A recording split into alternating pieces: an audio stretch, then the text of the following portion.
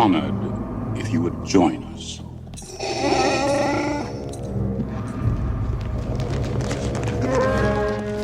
The moment Darth Vader told Luke the truth, movie theaters erupted in chaos. The Empire Strikes Back hit screens on May 21st, 1980, and proved that sequels could be darker, weirder, and better than the originals. Death Star plans are not in the main computer. Where is the data? While studios everywhere were still figuring out what a blockbuster sequel even meant. George Lucas stepped back from directing and handed the reins to Irvin Kershner, a bold choice that transformed Star Wars from space adventure into genuine mythology. Mark Hamill returned as Luke Skywalker, now less whiny and more determined to become a Jedi.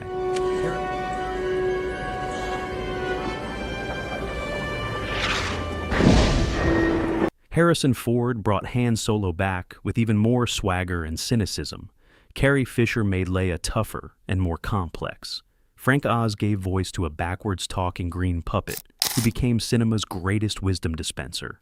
And James Earl Jones voiced the reveal that changed cinema history. The film cost $18 million, went wildly over budget, nearly bankrupted George Lucas personally, and became the highest-grossing film of 1980 with $538 million worldwide. It earned 2 Academy Awards, revolutionized special effects, and created the template for every modern franchise sequel.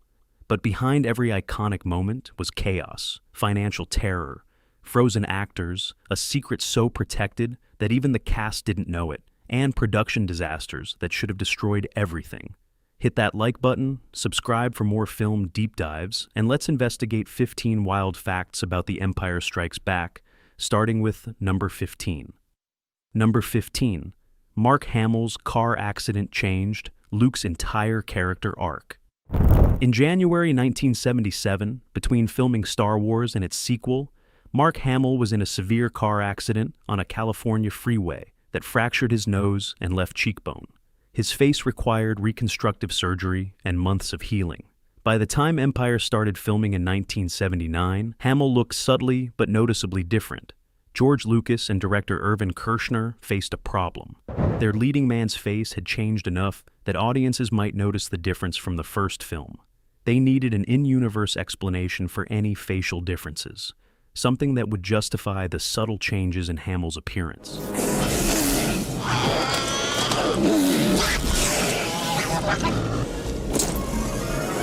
The solution became the Wampa attack.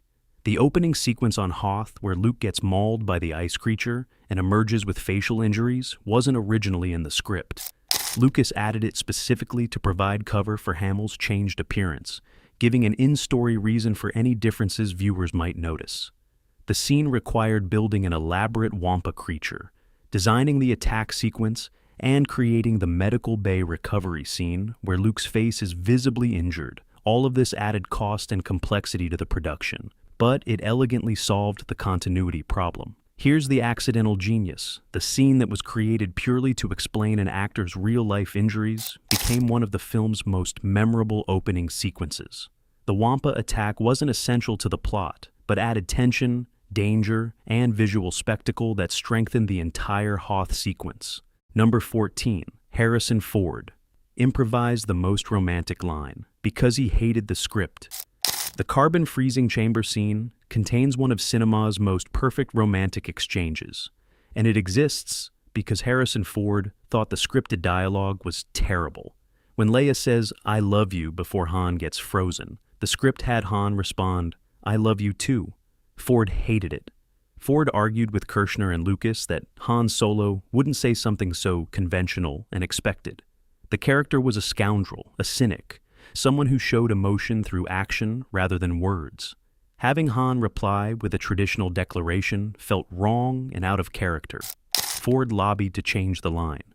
Lucas resisted, arguing the script worked fine as written. Kershner was more open to improvisation, but nervous about changing such a crucial emotional moment. They debated for days during rehearsals. Finally, during filming, Kershner told Ford to say whatever felt natural. Ford delivered "I know" instead.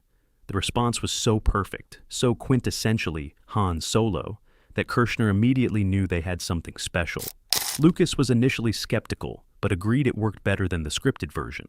That improvisation became one of the most quoted lines in the franchise, perfectly capturing Han's character while being genuinely romantic. I love you. I know. It showed love through confidence rather than declaration, proving Han trusted Leia's feelings enough to not need to mirror them verbally. Number 13. David Prowse leaked the Vader twist to newspapers before the film released. The most famous plot twist in cinema history was supposed to be a complete secret until audiences saw the film. George Lucas went to extraordinary lengths to protect it, filming fake dialogue and telling almost nobody the truth. Then David Prowse, the actor physically performing Darth Vader, spoiled it to a newspaper. In June 1978, over a year before Empire's release, Prowse gave an interview to the California newspaper where he casually mentioned that Vader would reveal he was Luke's father in the sequel. The reporter published it. Lucas was furious. Prowse claimed he was just speculating based on script hints and didn't actually know the twist. But Lucas didn't believe him and suspected Prowse had either figured it out or someone had leaked the information to him. The damage was done regardless. Fortunately for Lucas, the newspaper had limited circulation and the internet didn't exist. The spoiler didn't spread widely, and most audiences remained unaware. But Lucas never forgave Prowse for the leak. This incident, combined with Prowse's tendency to give unauthorized interviews discussing plot details, contributed to Lucas's decision to have James Earl Jones voice Vader and to keep Prowse in the dark about crucial plot points in Return of the Jedi. Here's the leak that didn't matter. Prowse spoiled cinema's greatest twist to a newspaper, and almost nobody noticed because information traveled slower in 1978. The secret that Lucas obsessively protected got leaked by his own actor, but audiences remained surprised anyway because news didn't go viral yet. Number 12. Yoda was almost played by a monkey wearing a mask and carrying a cane. Before Frank Oz brought Yoda to life as a sophisticated puppet, George Lucas seriously considered using a real monkey in a Yoda mask as the Jedi Master. The initial concept was to train a monkey to wear prosthetics and perform Yoda's scenes, with the voice added later in post-production. Lucas and the creature effects team discussed the monkey option extensively in early pre-production.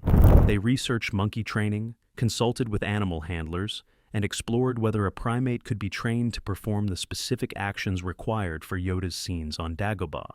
The problems became obvious quickly. Monkeys are unpredictable, difficult to train for specific performances, and couldn't be directed with the precision required for emotional scenes. The idea of trying to get a monkey to convincingly teach Luke Skywalker about the Force while maintaining a serious tone seemed increasingly absurd. Stuart Freeborn, the creature designer, pushed for a puppet instead, arguing that a sophisticated puppet would give them complete control over performance and expression. Frank Oz was brought in specifically because of his expertise with the Muppets, and once Oz demonstrated what could be achieved with puppetry, the monkey idea was abandoned. Here's the disaster avoided. The wisest, most philosophical character in Star Wars was almost played by a monkey in a rubber mask. The Jedi Master who teaches profound lessons about the Force could have been a trained primate with unpredictable behavior. Number 11. Harrison Ford lobbied. Hard to have Han Solo die in the carbon freezer. Harrison Ford didn't just want Han Solo frozen in carbonite. He wanted him dead. Ford spent months arguing with George Lucas and Irvin Kershner that Han should be frozen and never wake up, giving the character a meaningful sacrificial death. Ford's reasoning was that Han Solo's character arc was complete. He'd gone from selfish smuggler to heroic rebel who sacrificed himself for love and friendship. Freezing him permanently would give emotional weight to his transformation and raise the stakes for the remaining characters. Ford argued this position repeatedly during script development and throughout filming. He told Lucas that keeping Han alive just to sell toys was creatively bankrupt. Lucas countered that the story needed Han for the third film and that fans would riot if he died. Kershner sided with Lucas, explaining that the carbonite freezing was specifically designed as a cliffhanger to keep audiences anxious about Han's fate between films. Freezing him with the possibility of revival created tension. Actually terminating him would shift the entire emotional tone.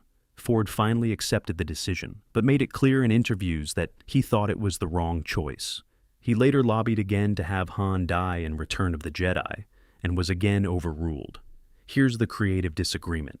The actor wanted his character dead for artistic integrity, while the creator wanted him alive for story and commercial reasons.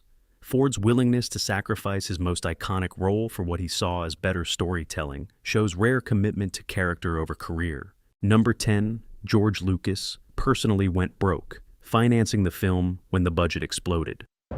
Empire's budget started at $18 million. By the time production wrapped, costs had ballooned to over $30 million, and George Lucas was personally financing the overruns because he'd refused to give creative control to a studio. The financial strain nearly destroyed him. Lucas had used profits from the first Star Wars to maintain independence from studio control. He financed Empire through a combination of bank loans secured against his personal assets and revenue from Star Wars merchandise. When costs exploded beyond projections, Lucas was personally liable for the overruns. The Norway weather disaster cost millions in lost shooting days. Special effects development ran over budget. Set construction exceeded estimates. Every department was spending more than planned, and Lucas watched his personal fortune evaporate while the film was still in production. Bank of America threatened to cut off credit. Lucas had to mortgage everything he owned to keep production going. His personal finances were in such bad shape that he developed chest pains during production and checked himself into a hospital, thinking he was having a heart attack. Doctors diagnosed stress and exhaustion. Here's the terrifying gamble. Lucas bet everything on Empire succeeding. If the film had flopped, he would have been personally bankrupt, lost Skywalker Ranch, and probably never made another film. The financial pressure was so severe that Lucas has said he'll never personally finance a film again. The film that made him one of Hollywood's richest people almost destroyed him financially. The independence that gave him creative control nearly cost him everything. Number 9. The entire film was shot without a completed script. The Empire Strikes Back went into production with an incomplete screenplay, and pages were being rewritten and delivered to actors sometimes the night before filming. Director Irvin Kershner was shooting scenes, while the endings and key plot points were still being revised by screenwriters Lee Brackett and Lawrence Kasdan. Lee Brackett wrote the first draft, but passed away from cancer in March 1978, before completing revisions. Lucas brought in Lawrence Kasdan to rewrite, but Kasdan was working on Raiders of the Lost Ark simultaneously. This meant Empire's script was being written and rewritten throughout pre-production and into filming. Actors would receive new script pages on colored paper, indicating revisions, sometimes getting completely rewritten scenes the morning of filming. Mark Hamill later described getting new dialogue for the Dagobah sequences days before shooting them, trying to memorize substantial changes to Luke's training.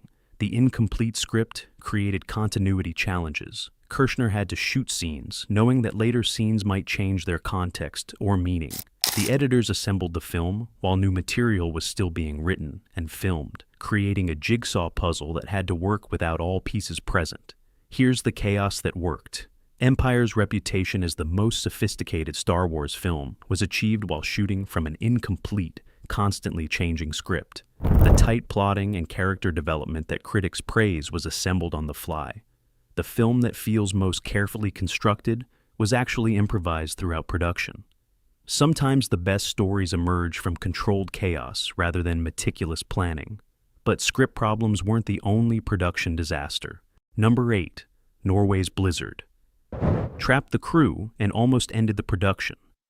The Hoth sequences were filmed in Finse, Norway, in March 1979, and the weather became so catastrophically dangerous that the production nearly collapsed. The crew chose Norway specifically for authentic snow and ice. They got the worst blizzard in 50 years. Winds reached 60 miles per hour with snow so heavy that visibility dropped to zero. The production was trapped in the remote mountain location with no evacuation possible. Crew members were confined to a small hotel, burning money daily while accomplishing nothing. The storm lasted for days. Mark Hamill and essential crew attempted to film during brief weather breaks, but conditions were so dangerous that insurance representatives threatened to shut down production entirely. One crew member suffered frostbite. Equipment froze and malfunctioned. The hotel's heating system struggled to keep up. Director Irvin Kershner insisted on continuing, arguing they'd never recreate these conditions artificially. George Lucas, watching his money disappear into Norwegian snowdrifts while getting zero usable footage, was less convinced. The production lost over a week of scheduled filming. They barely captured the shots needed before weather-forced evacuation. The second unit remained behind to grab additional material during weather breaks. The Hoth battle exteriors that look so spectacular represent some of the most miserable, expensive, and dangerous shooting in major film history. Here's the expensive authenticity. The real snow and ice that nearly bankrupted the production created visuals so convincing they became the gold standard for Ice Planet cinematography. The disaster that almost destroyed the Empire created its most visually stunning sequences. Number 7. The bounty hunters were designed in one weekend because Lucas forgot about them. The iconic bounty hunter lineup scene aboard the Star Destroyer features Boba Fett, IG-88, Bosk, Dengar, Zuckuss, and 4LOM. These characters have become fan favorites with extensive backstories. They were designed in a single frantic weekend because George Lucas forgot to include them in earlier production designs. Lucas realized late in pre-production that the script called for Vader hiring bounty hunters, but nobody had designed what these characters would look like. Production designer Joe Johnston and his team had about 72 hours to create 6 completely unique bounty hunter designs before filming. Johnston's team raided the prop and costume departments looking for anything that could be repurposed. IG-88 was built partially from recycled Cantina droid parts. Bosk's costume came from a Doctor Who alien outfit the costume department happened to have. Dengar's head wrapping was improvised from materials on hand. The designs were so rushed that the characters had no names or backstories during filming. They were literally numbered Bounty Hunter 1 through Bounty Hunter 6 in production notes. The names came later when Kenner needed to label action figures. Here's the weekend miracle. Characters that spawned decades of expanded universe stories, comic books, and fan devotion were designed in emergency panic mode with repurposed props and costumes. The bounty hunters that feel so deliberately crafted were actually last-minute improvisation. Number 6, Irvin Kershner was hired specifically because he'd disagree with George Lucas. George Lucas deliberately chose Irvin Kershner to direct Empire because Kershner had a reputation for challenging studio executives and fighting for his creative vision. Lucas wanted someone who would push back against his ideas rather than just execute them obediently. Lucas had directed the first Star Wars himself and found the experience exhausting and unsatisfying. He preferred producing and overseeing story while letting directors handle the actual filmmaking. But he needed someone strong enough to stand up to him when necessary. Kershner was known in Hollywood as difficult but brilliant. He directed smaller character-driven films and had a reputation for prioritizing performance and emotion over spectacle. Lucas specifically wanted those qualities to balance Star Wars' tendency toward action and effects. The relationship was exactly what Lucas hoped for. Kershner pushed for more character development, longer emotional scenes, and less emphasis on action set pieces. Lucas and Kershner argued constantly during production about pacing, tone, and priorities. These creative tensions shaped Empire into something deeper than a simple adventure sequel. Kershner fought for the Dagobah training sequences to be longer and more philosophical. He insisted on extended character moments between Han and Leia. He pushed back when Lucas wanted to cut scenes for pacing. The arguments were genuine creative disagreements that strengthened the final film. Here's the collaborative genius. Lucas hired someone specifically to argue with him, and the creative conflict produced the best Star Wars film. The director who fought with the creator made something better than either could have made alone. Number 5. Frank Oz performed Yoda while lying on his back under the set floor. Yoda was the most technically complex puppet in 1980, and operating him required Frank Oz to work in physically impossible positions for months. The puppet had controls for eyes, mouth, ears, and facial expressions, all requiring precise coordination, while Oz simultaneously performed the voice and maintained character. For most of Yoda's scenes, Oz was positioned directly below the set floor, lying on his back on a rolling platform, operating the puppet through a hole cut in the floor.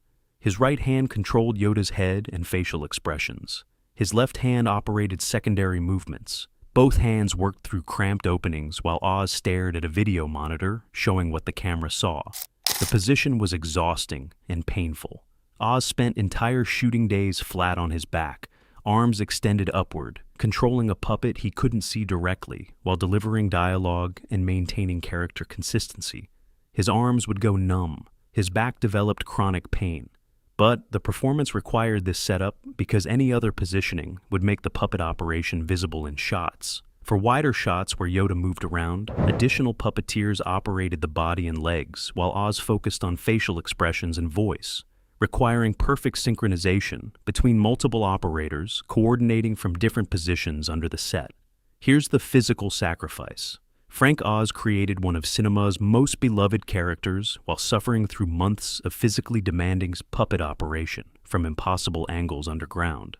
The wise Jedi Master who preaches patience and serenity was performed by a man lying on his back with numb arms. Sometimes wisdom requires literal suffering. The character teaching Luke about perseverance was operated by someone persevering through genuine pain. Number 4. The entire crew filmed fake Vader dialogue to protect the real secret. The most famous plot twist in cinema history was protected by filming fake dialogue that the entire crew believed was real. The actual line, "No, I am your father," was known by exactly 5 people during production: George Lucas, Irvin Kershner, Mark Hamill, James Earl Jones, and producer Gary Kurtz. The script distributed to cast and crew had Vader saying completely different dialogue. "Obi-Wan killed your father."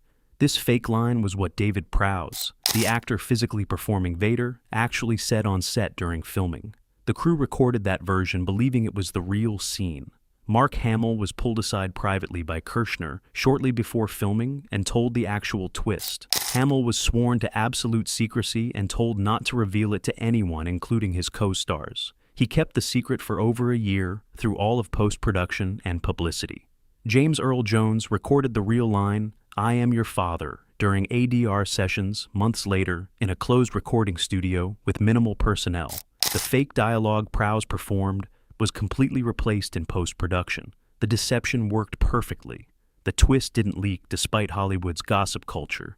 Even the sound editors working on the scene didn't know the truth until just before the final mix.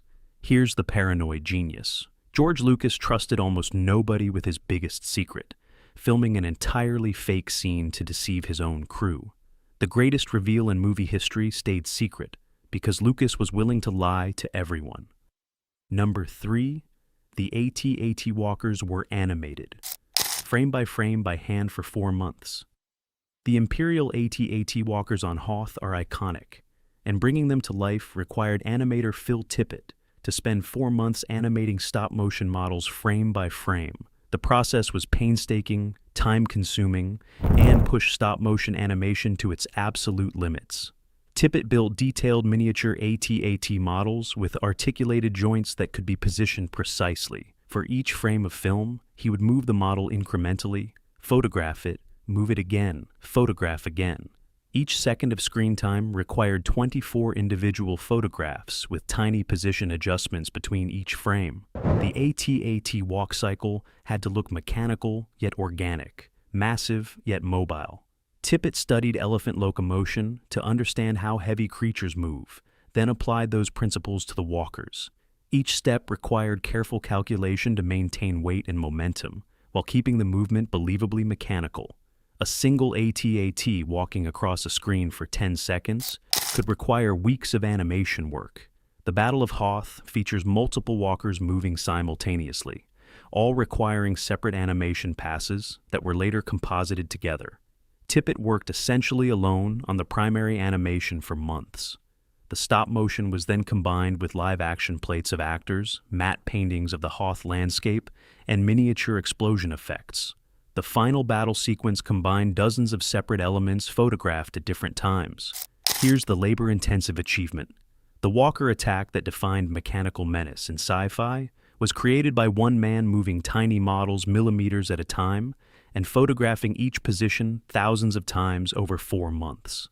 The scene that looks like advanced technology was achieved through incredibly tedious manual labor. Number 2.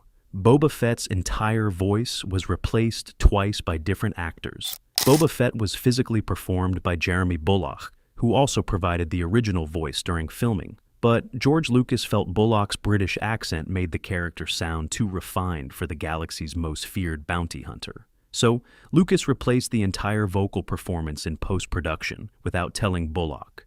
Lucas brought in Jason Wingreen, an American character actor with a rougher voice, to re-record all of Boba Fett's dialogue. Wingreen gave Fett a more menacing, threatening quality that matched Lucas's vision of a dangerous mercenary. Bulloch's original performance was completely discarded. Jeremy Bulloch only discovered his voice had been replaced when he attended the film's premiere and heard someone else speaking his lines. He later said in interviews that he was disappointed but understood Lucas's creative decision. Then, in 2004, for the DVD Special Edition release, Lucas replaced Jason Wingreen's voice with Temuera Morrison's voice to match the prequel's establishment that Boba Fett was a clone of Jango Fett. Wingreen's 24-year tenure as Boba Fett's voice ended without warning or compensation. So Boba Fett has had 3 different voices across various releases. Jeremy Bulloch's original filming performance that audiences never heard, Jason Wingreen's theatrical version that lasted until 2004, and Temuera Morrison's current version in all modern releases. Here's the triple replacement. The character who speaks maybe 10 total lines has been voiced by 3 different actors because Lucas kept changing his mind about what Boba Fett should sound like. The most iconic bounty hunter in Star Wars couldn't keep a consistent voice across 4 decades. Number 1. The opening crawl violated guild rules and Lucas quit Hollywood forever. The Empire Strikes Back's opening crawl violated Directors Guild of America regulations, and the resulting conflict caused George Lucas to quit the DGA, permanently and fundamentally changed his relationship with Hollywood forever. The DGA required director credits at the beginning of films. Empire opened with the crawl and then directly into the film, with director Irvin Kershner's credit appearing only in end credits. This violated DGA rules about proper credit placement. The DGA fined Lucas $250,000 for the violation. Lucas argued that opening credits would destroy the mythological storytelling he was creating, and that credit placement was an artistic choice protected by creative freedom. The DGA didn't care about artistic vision and demanded compliance. Lucas paid the fine and immediately quit the DGA in protest. This decision meant Lucas could never direct another DGA film, which is partly why he didn't direct another Star Wars film until the prequels, which he made through his independent production company operating outside DGA jurisdiction. The conflict also strained Lucas's relationship with Steven Spielberg, who remained a DGA member and faced guild pressure about his close friendship and collaboration with Lucas. Their professional partnership became complicated by guild politics. Here's the permanent exile. The opening crawl that audiences take for granted as essential Star Wars identity caused Lucas to quit the Directors Guild forever. The stylistic choice that defined the franchise cost Lucas his guild membership and his ability to work within traditional Hollywood. And there you have it. 15 wild, weird facts about the film that prove sequels could surpass originals while nearly destroying everyone involved. From Mark Hamill's car accident creating the Wampa scene, to Harrison Ford improvising perfect romance, to David Prowse leaking the twist that nobody noticed, to Yoda almost being a monkey in a mask, to the bounty hunters designed in one panicked weekend. The Empire Strikes Back was chaos held together by creative genius and financial terror. The film that required George Lucas to mortgage everything he owned, that violated guild regulations and cost Lucas his Hollywood membership, that was shot without a completed script while trapped in Norwegian blizzards, became the gold standard for franchise filmmaking. The production, where Harrison Ford lobbied for his character's death, where Frank Oz operated puppets while lying on his back in pain, and where Phil Tippett spent 4 months photographing tiny Walker models 1 frame at a time, created the most beloved Star Wars film. Which fact shocked you most? Drop your answers in the comments below. And if you enjoyed this deep dive into the greatest Star Wars film, smash that like button and subscribe for more behind-the-scenes stories about the movies that defined our childhoods. Until next time, may the Force be with you.